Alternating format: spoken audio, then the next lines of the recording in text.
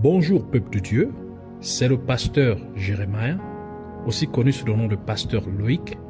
Nous voulons écouter la parole de Dieu pour la semaine, mais avant tout, nous allons commencer par une parole de prière.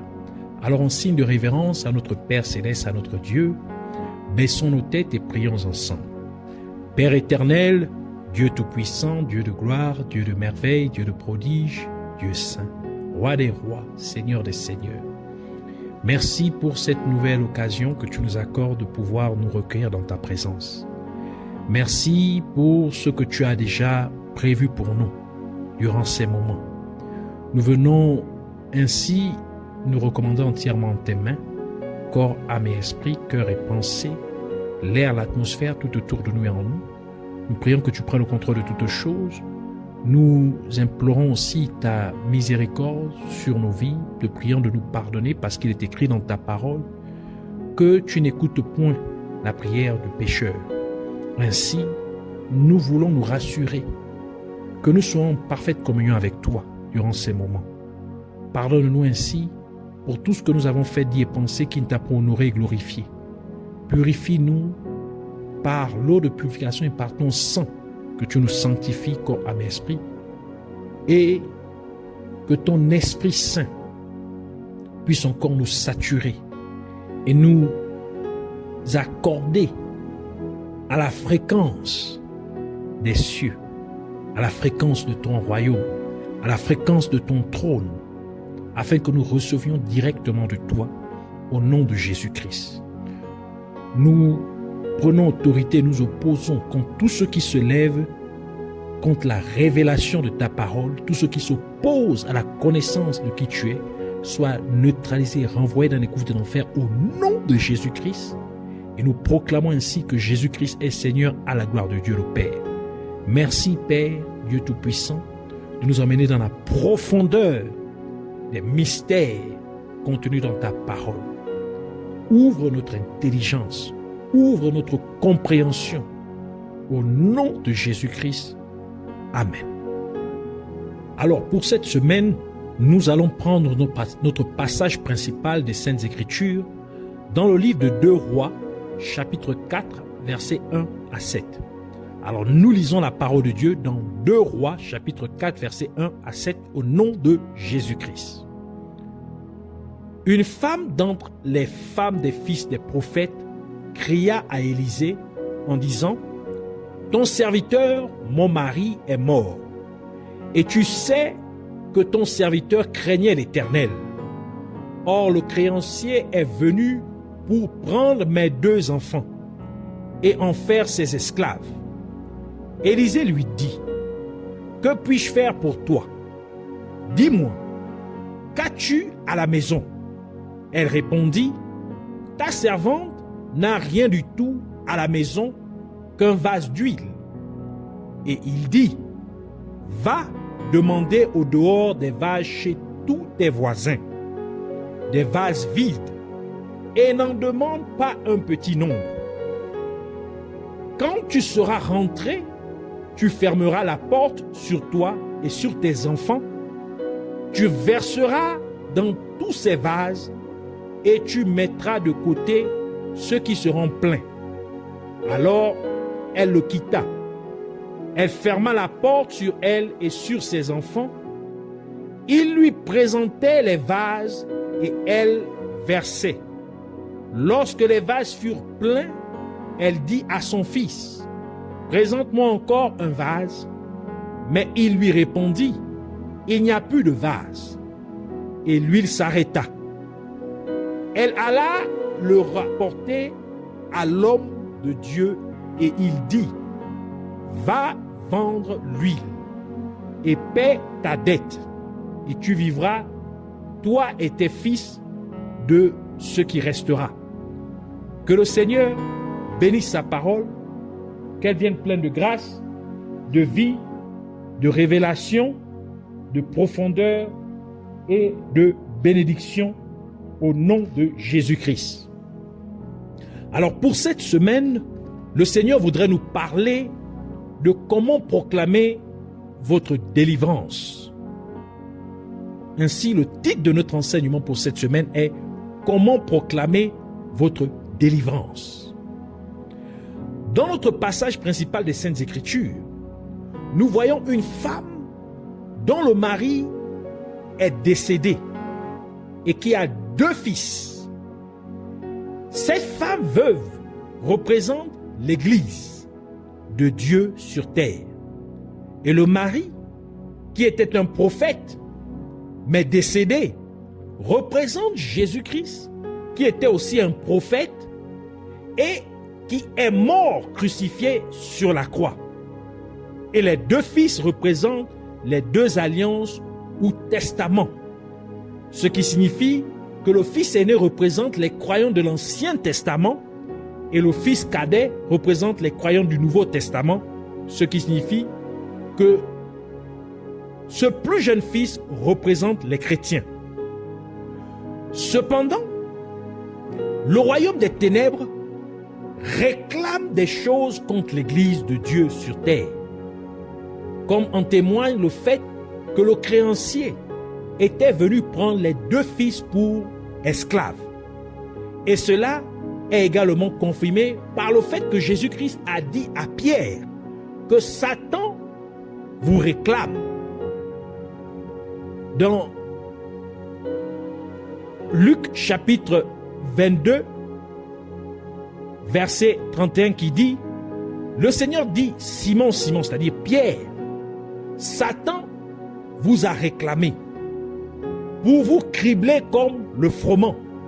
Ainsi, Satan réclamait Pierre, mais Pierre est aussi une représentation de l'Église de Dieu, car Jésus-Christ a dit dans Matthieu chapitre 16, verset 18, « Et moi je te dis que tu es Pierre, et que sur cette pierre je bâtirai mon Église, et que les portes du séjour des morts ne prévaudront point contre elle. » Par conséquent, en réclamant Pierre, Satan réclamait en réalité l'Église.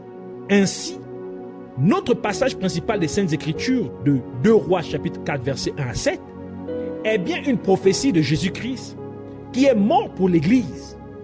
Et depuis que Jésus-Christ est mort, crucifié sur la croix, beaucoup de chrétiens, c'est-à-dire l'Église, se posent la question: Jésus-Christ est-il vraiment mort pour eux?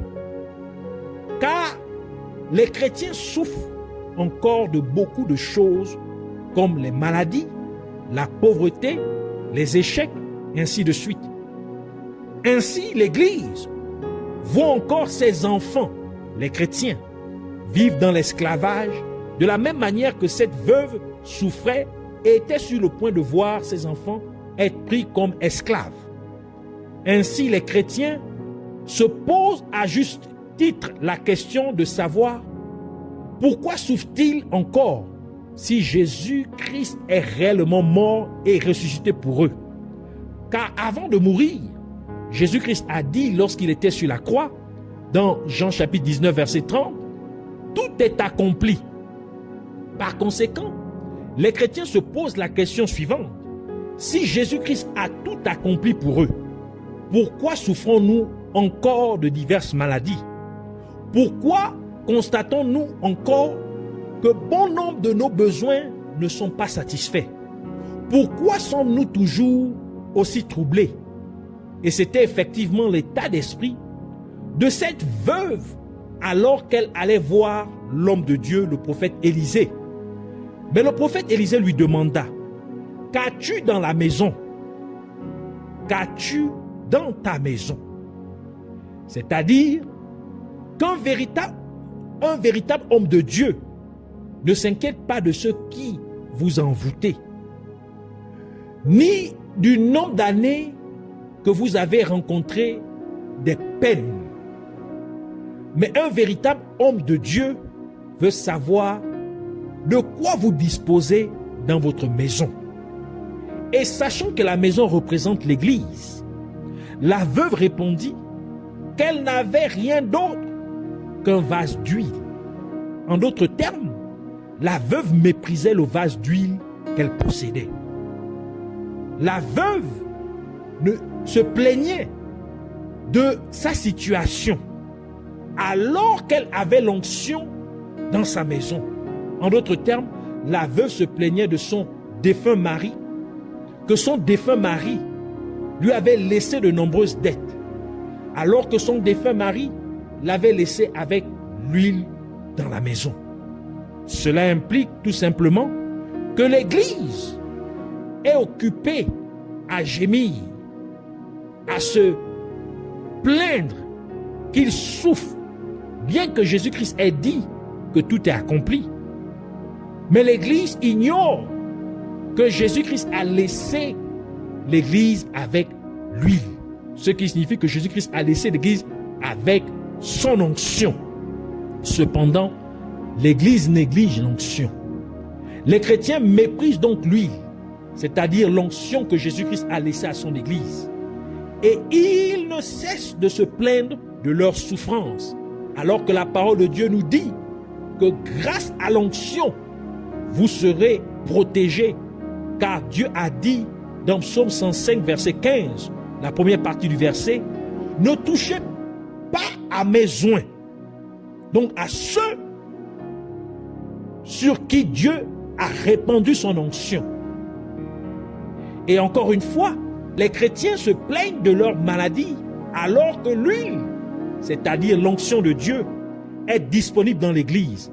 Et le livre de Jacques nous dit que le malade sera guéri lorsqu'il sera oint d'huile. Jacques chapitre 5 verset 14 à 15 qui dit « Quelqu'un parmi vous est-il malade? Qu'il appelle les anciens de l'Église et que les anciens prient pour lui en loignant d'huile au nom du Seigneur.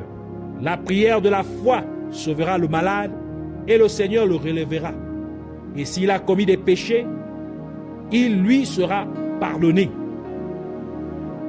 C'est donc parce que les chrétiens négligent l'huile que Jésus-Christ a laissée à son Église qu'ils ne viennent plus au service religieux dans de véritables églises locales où la parole de Dieu est véritablement enseignée et prêchée. Car ils préfèrent rejoindre les églises où des soi-disant hommes et femmes de Dieu passent la plupart du temps du service à prophétiser sur les gens et à provoquer la manifestation des démons chez les gens. Et Jésus-Christ a clairement indiqué le danger de quitter la maison de Dieu à travers la parabole suivante, dans Luc chapitre 10, versets 30 à 34, qui dit « Jésus reprit la parole et dit, un homme descendait de Jérusalem à Jéricho. Il tomba au milieu des brigands qui le dépouillèrent, le chargèrent de coups et s'en allèrent, le laissant à demi-mort. Un sacrificateur qui par hasard descendait par le même chemin, ayant vu cet homme, passa outre. Un lévite qui arriva aussi dans ce lieu, l'ayant vu, passa outre. Mais un samaritain qui voyageait, étant venu là, fut ému de compassion lorsqu'il le vit. Il s'approcha et banda ses plaies, et y versant de l'huile et du vin, puis il le mit sur sa propre monture, le conduisit à une hôtellerie et prit soin de lui. Ainsi, nous pouvons voir à travers cette parabole que parce que l'homme a quitté Jérusalem, où se trouvait la maison de Dieu, car c'est à Jérusalem que se trouvait le temple de Dieu, il finit par être attaqué et blessé par les voleurs. Et c'est pour dire que lorsque vous quitterez une véritable église de Dieu, la protection de Dieu ne sera plus disponible sur votre vie. Car l'huile de Dieu n'est disponible que dans l'église de Dieu. Et c'est pourquoi la parole de Dieu dit dans Psaume 133, verset 1 à 2, qui dit « Oh, qu'il est agréable, qu'il est doux pour des frères de demeurer ensemble. » Donc, l'église qui est l'assemblée des saints, l'assemblée des chrétiens. Donc, il dit, verset 2, « C'est comme l'huile précieuse, donc l'onction, qui répandue sur la tête, descend sur la barbe d'Aaron, qui descend sur le bord de ses vêtements. » Cela signifie en effet que lorsque de vrais chrétiens se réunissent pour communier, l'onction de Dieu sera déversé sur les chrétiens présents dans ce rassemblement donné. Ainsi, parce que cet homme avait quitté Jérusalem, c'est-à-dire qu'il avait quitté la maison de Dieu pour se rendre à Jéricho, il ne recevait donc plus l'huile, c'est-à-dire l'onction de Dieu. D'où la parole de Dieu qui dit « Ne touche pas à mon oint » ne pouvait plus être appliqué pour cet homme. Et en conséquence, il fut attaqué et blessé par des voleurs, par des brigands. Et c'est pourquoi Jésus-Christ a dit ce qui suit à ses disciples dans Actes chapitre 1 verset 4. Comme il se trouvait avec eux, il leur recommanda de ne pas s'éloigner de Jérusalem. En d'autres termes, de ne pas s'éloigner de la maison de Dieu, parce que c'était à Jérusalem que se trouvait le temple de Dieu. Mais d'attendre ce que le Père avait promis, ce que je vous ai annoncé, leur dit-il. En d'autres termes, en demandant à ses disciples de ne pas quitter Jérusalem, Jésus-Christ disait en réalité aux chrétiens de ne pas quitter l'Église. Par cette déclaration, Jésus-Christ impliquait également que les chrétiens ne devraient pas quitter les véritables églises locales où la vraie parole de Dieu est prêchée et enseignée. Parce que Dieu est sa parole. Car en quittant l'Église, il s'éloigne en réalité de l'onction de Dieu. Et c'est la raison pour laquelle de nombreux chrétiens continuent de se plaindre des nombreux problèmes qu'ils vivent. Et cela est également confirmé par l'histoire de Jacob.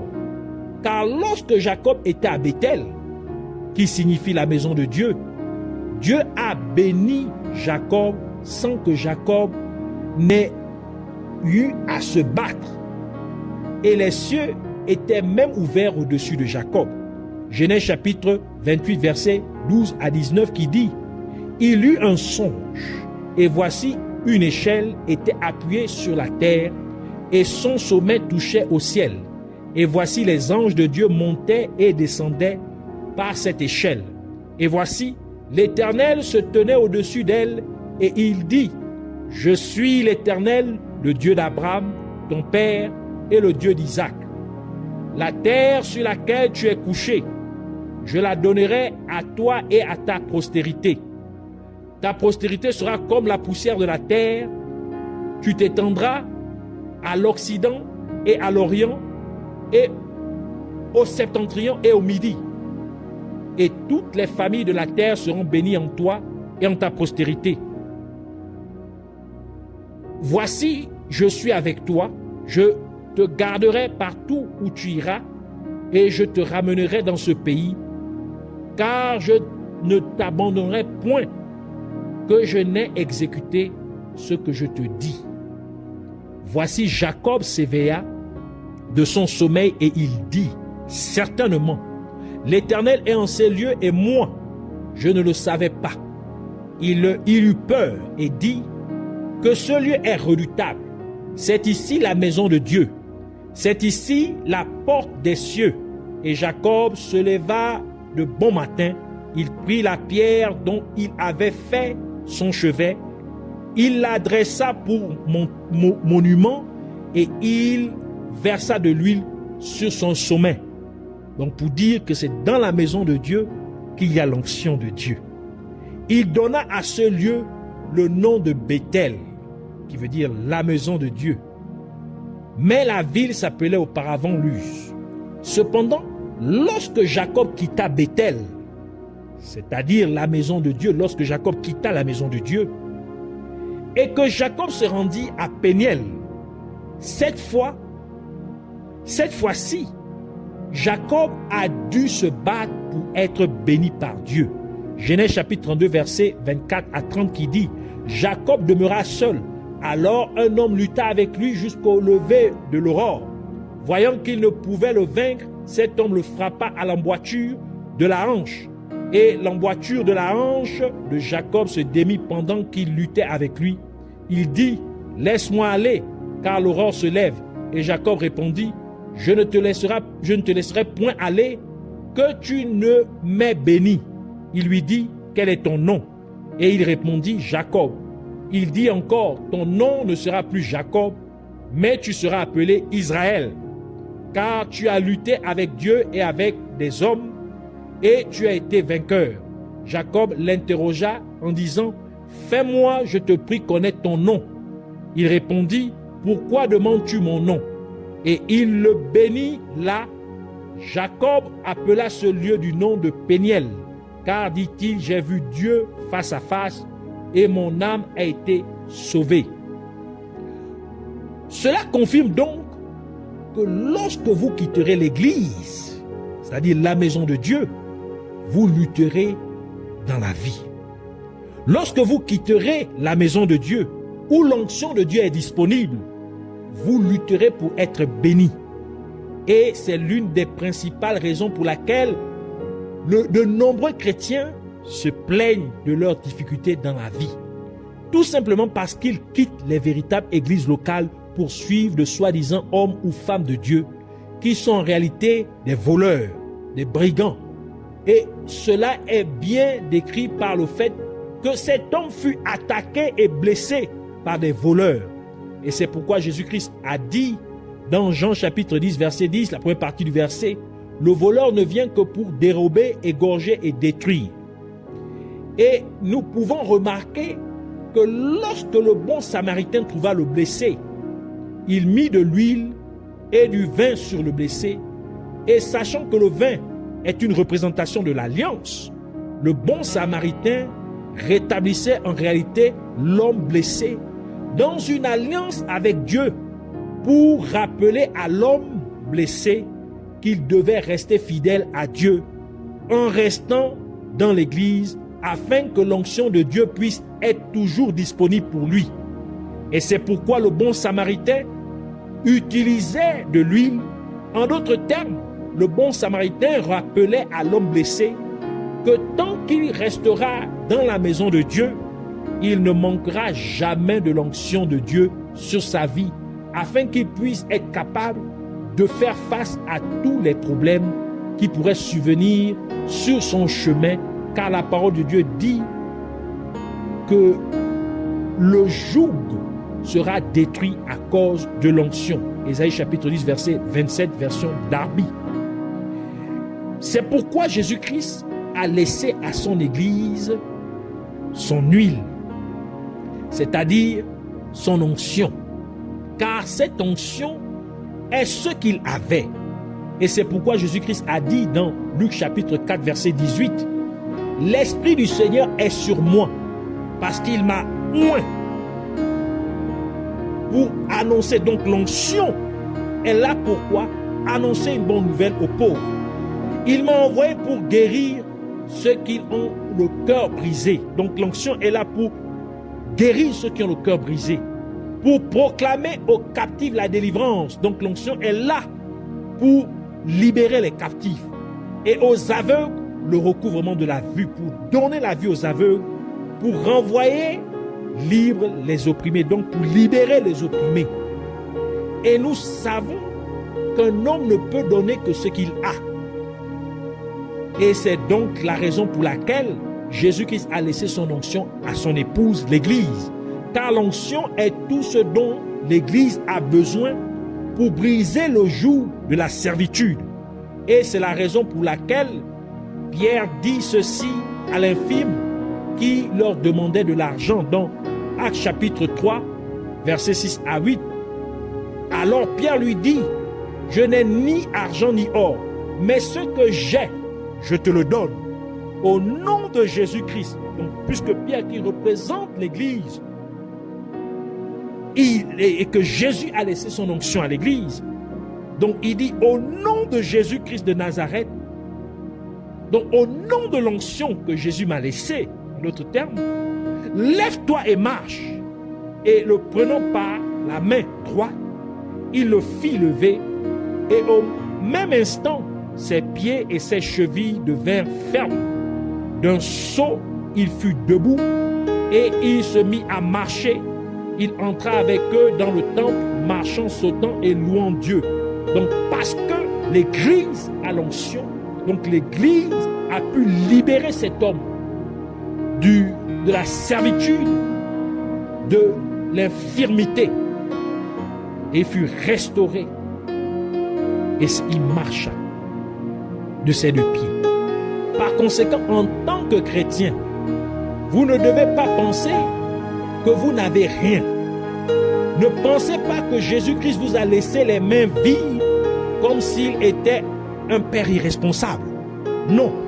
Mais Jésus-Christ vous a laissé avec son huile. Jésus-Christ vous a laissé avec son onction. Et c'est l'huile de consécration, car l'huile était principalement utilisée dans l'Ancien Testament pour consacrer des personnes ou des choses. Par exemple, Dieu a demandé à Moïse de prendre l'huile d'onction pour consacrer le tabernacle et tout ce qu'il contient. Exode chapitre 40, verset 9. Dieu a également ordonné à Moïse de consacrer Aaron et ses fils comme sacrificateurs avec l'huile d'onction. Exode chapitre 28, verset 41. Dieu a ordonné à Samuel, le prophète, de prendre de l'huile et d'oindre David comme roi. 1 Samuel chapitre 16, verset 13. Ainsi, lorsque vous demandez à un véritable homme de Dieu de prier pour vous, il devrait d'abord vous demander combien d'huile vous avez dans votre maison. En d'autres termes, l'homme de Dieu devrait regarder à quel point vous êtes consacré aux choses de Dieu dans votre église locale. C'est-à-dire à quel point vous êtes consacré aux affaires de Dieu. Car s'il n'y a point d'huile, l'homme de Dieu ne peut rien faire pour vous. Donc cette huile représente votre consécration aux choses de Dieu, votre consécration à servir Dieu, à faire la volonté de Dieu dans votre église locale. Et vous devez comprendre qu'être consacré aux choses de Dieu ne signifie pas nécessairement que vous devez être un apôtre ou un prophète ou un évangéliste ou un pasteur ou encore un enseignant de la parole de Dieu.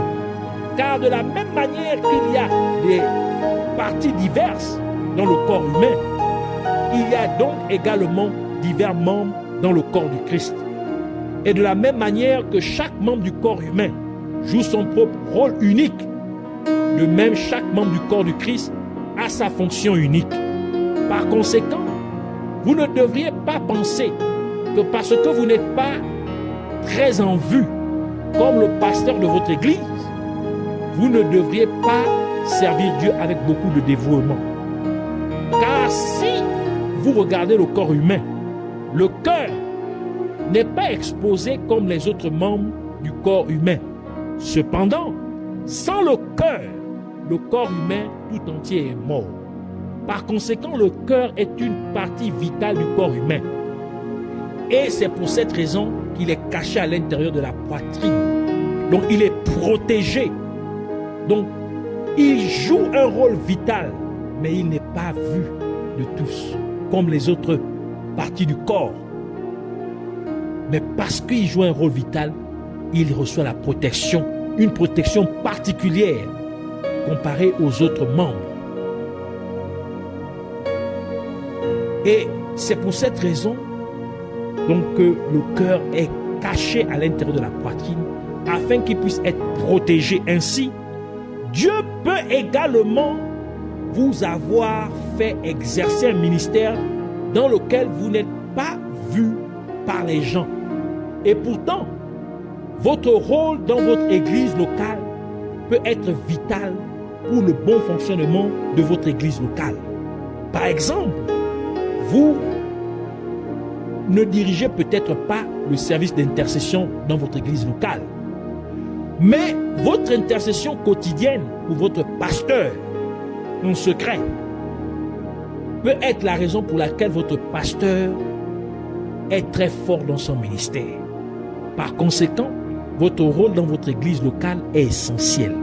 Et c'est pourquoi, lorsque certains membres d'église cessent de jouer leur rôle dans leur église locale respective, nous voyons généralement l'impact de l'église locale se dégrader dans la communauté ou même dans la ville ou à l'échelle nationale. Par conséquent, vous devez être consacré au service de Dieu pour que votre miracle se produise. Vous devez être pleinement engagé à servir Dieu pour que votre miracle se réalise. Et c'est pourquoi, en accomplissant son premier miracle, Jésus-Christ a demandé aux serviteurs de remplir les vases tels que décrit dans le livre de Jean. Jean chapitre 2, verset 7 à 11 qui dit, Jésus leur dit, remplissez d'eau ces vases. Et ils les remplirent jusqu'au bord. Puisez maintenant, leur dit-il, et portez-en à l'ordonnateur du repas. Et ils en portèrent. Quand l'ordonnateur du repas eut goûté l'eau changée en vin, ne sachant d'où venait ce vin, tandis que les serviteurs qui avaient puisé l'eau le savaient bien, il appela l'époux et lui dit, tout homme sert d'abord le bon vin, puis le moins bon après qu'on s'est enivré. Toi, tu as gardé le bon vin jusqu'à présent. Tel fut à Cana, en Galilée, le premier des miracles que fit Jésus. Il manifesta sa gloire et ses disciples crurent en lui. Cela revient donc à dire que votre niveau de consécration au service de Dieu est important lorsqu'il s'agit de vivre votre miracle. Car votre niveau de consécration au service de Dieu exprime le niveau d'huile dont vous disposez, donc le niveau d'onction dont vous disposez. Ainsi, un serviteur de Dieu essaierait d'abord de déterminer le niveau de votre engagement lorsqu'il s'agit de servir Dieu dans votre église locale, avant de pouvoir prier pour vous. Et c'est ce qu'implique la question du prophète Élisée à la veuve, en disant, qu'as-tu à la maison? Pour que l'huile coule à flot, continue à couler à flot dans une église locale, il faut qu'il y ait des vases vides. En d'autres termes, Dieu a besoin de nouveaux convertis prêts à être utilisés par Dieu. Ainsi, afin que Dieu déverse son onction sur eux, et pour qu'une église locale ait un vase vide, il faut aller évangéliser les gens des maisons voisines afin qu'ils reçoivent Jésus-Christ comme leur sauveur et Seigneur. Puis se convertissent et qu'ils servent Dieu, donc qu'ils se disposent à servir Dieu. Et c'est pourquoi le prophète Élisée a demandé à la veuve d'aller emprunter des vases vides à ses voisins, car Dieu a besoin des vases vides à remplir. En d'autres termes, Dieu a besoin de nouveaux convertis qui se disposeront afin d'être utilisés par Dieu en abandonnant leur mode de vie pécheresse tel que la parole de Dieu nous le dit. Dans 2 Timothée chapitre 2 verset 21 qui dit « Si donc quelqu'un se conserve pur en s'abstenant de ces choses, donc en s'abstenant du péché, il sera un vase d'honneur, sanctifié, utile à son maître, propre à toute bonne œuvre. » Il faut donc aller chercher ces vases vides et les apporter dans la maison de Dieu, c'est-à-dire dans l'église locale. Et c'est pourquoi le livre de Romains dit dans Romains chapitre 10 verset 14 à 15, « Comment donc invoqueront-ils celui en qui ils n'ont pas cru? Et comment croiront-ils en celui dont ils n'ont pas entendu parler? Et comment entendront-ils parler s'il n'y a personne qui prêche? Et comment y aura-t-il des prédicateurs s'ils ne sont pas envoyés? Selon qu'il est écrit, qu'ils sont beaux les pieds de ceux qui annoncent la paix, de ceux qui annoncent de bonnes nouvelles. Et c'est pour cette raison que Jésus-Christ nous a envoyés en disant dans Marc chapitre 16, versets 15 à 16, « Puis il leur dit, allez par tout le monde et prêchez la bonne nouvelle à toute la création. Celui qui croira et qui sera baptisé sera sauvé, mais celui qui ne croira pas sera condamné. » Matthieu chapitre 28 verset 19 continue pour dire, c'est Jésus qui parle, il dit encore, « Allez, faites de toutes les nations mes disciples, les baptisons au nom du Père, du Fils et du Saint-Esprit. » Le prophète Élisée a également demandé à la veuve, une fois qu'elle aurait obtenu des vases vides, d'entrer dans sa maison et de fermer la porte derrière elle. Ce qui veut dire qu'en tant qu'église locale, nous devons être autonomes. Et c'est aussi pourquoi Jésus-Christ a dit ce qui suit dans Matthieu chapitre 6, verset 6. Mais quand tu pries, entre dans ta chambre, ferme ta porte et prie ton Père qui est là dans le lieu secret. Et ton Père qui voit dans le secret te le rendra. Vous devez donc apprendre à ne pas dépendre des hommes ou des femmes de Dieu. Mais les chrétiens doivent apprendre à prier pour eux-mêmes. Vous devez donc apprendre à faire pleinement confiance à Dieu lorsque vous priez. Vous devez être pleinement convaincu que Dieu, votre Père Céleste, vous répondra sûrement lorsque vous le prierez au nom de Jésus-Christ, comme Jésus-Christ l'a déclaré dans Jean chapitre 16, verset 23. Il dit, en vérité, je vous le dis, ce que vous demanderez au Père, il vous le donnera en mon nom. Et on peut aussi remarquer que plus il y avait de vases vides disponibles, plus il y avait de l'huile disponible. En d'autres termes, tant qu'il y aura de nouveaux convertis dans l'église locale, qui se disposeraient à servir Dieu, l'onction de Dieu continuerait à être déversée dans l'église locale. Cela implique également que plus il y aura de chrétiens dans l'église locale engagés à servir Dieu, plus Dieu déversera son onction dans l'église locale. Et cela est également bien décrit par l'histoire du prophète Élie et la femme Sunamite. Car tant qu'elle était prête à accueillir et à nourrir le serviteur de Dieu, le prophète Élie, la farine et l'huile ne finiraient point. 1 Roi chapitre 17 verset 13 à 14 qui dit, Élie lui dit, ne crains point, rentre, fais comme tu as dit, seulement prépare-moi d'abord avec cela un petit gâteau et tu me l'apporteras et tu en feras ensuite pour toi et pour ton fils. Car ainsi parle l'Éternel, le Dieu d'Israël. La farine qui est dans le pot ne manquera point et l'huile qui est dans la cruche ne diminuera point jusqu'au jour où l'Éternel fera tomber de la pluie sur la face du sol. Cela nous dit également que tant que vous continuerez à servir Dieu, l'onction de Dieu continuerait à couler sur votre vie. Et une fois que tous les récipients furent remplis d'huile, le prophète Élisée ordonna finalement à la veuve d'aller vendre l'huile, puis de payer sa dette. Cela nous révèle que vous devez utiliser l'onction que Jésus-Christ vous a donnée afin d'annuler toutes les réclamations que le royaume des ténèbres porte contre votre vie et contre votre famille. Car Dieu a dit que le joug sera brisé à cause de l'onction. Par conséquent, au nom de Jésus-Christ et par l'onction du Saint-Esprit, annulez toutes les réclamations que le royaume des ténèbres a contre votre santé. Annulez toute réclamation que le royaume des ténèbres a contre votre mariage. Annulez toute réclamation du royaume des ténèbres contre vos finances.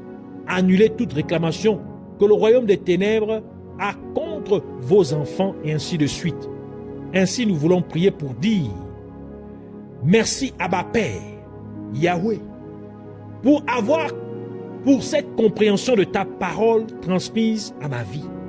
Merci de m'avoir béni avec la révélation de ta parole. Et je prie, Père Céleste, te demandant de me pardonner pour chaque fois que je me suis plaint des défis auxquels je suis confronté dans ma vie, alors que tu m'as laissé ton onction. Je profite donc de cette opportunité pour utiliser cette onction que tu as déversée sur ma vie pour faire face à toute réclamation que le royaume des ténèbres a contre ma vie.